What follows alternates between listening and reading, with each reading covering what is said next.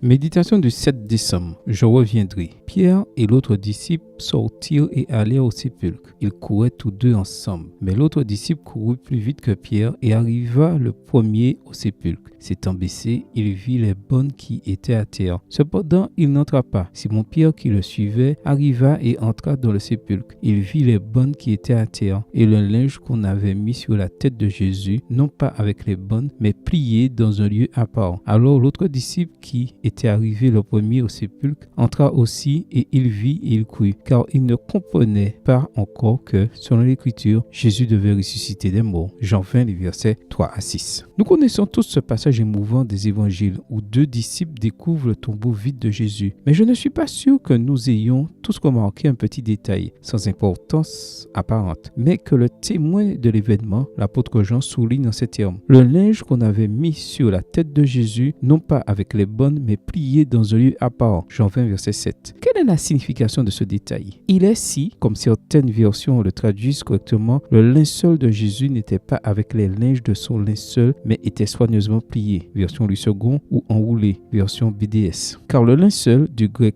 sodarium, était un grand tissu blanc qui servait alors, entre autres, et principalement de mouchoir pour essuyer la sueur du visage, pour protéger la tête du soleil, ou de serviettes pour s'essuyer la bouche et les mains lors des repas. Le détail du linceul plié avait un message que le jeune Jean comprit parfaitement dès qu'il le vit, car il s'agit des règles de la société de son temps. Lorsque le seigneur, père de famille, ou le propriétaire finissait de manger ou de faire sa toilette, lorsqu'il quittait la pièce ou se levait de table, il s'essuyait le visage et les mains avec le linceul et le laissait traîner sur la table ou sur le sol. Cela signifiait « j'ai fini » et que le serviteur pouvait en disposer. Mais si le père de famille se levait de table ou de l'endroit où il se trouvait et laissait le linceul plié, le serviteur savait que ce geste signifiait « attends-moi, ne t'éloigne pas, mais continue à me servir car je reviens ». C'est pourquoi il a suffi à Jean de voir le linceul plié pour comprendre le message du maître. Je reviendrai. Jean 14, verset 3. Amen. Bonne journée à vous et que le Seigneur vous bénisse.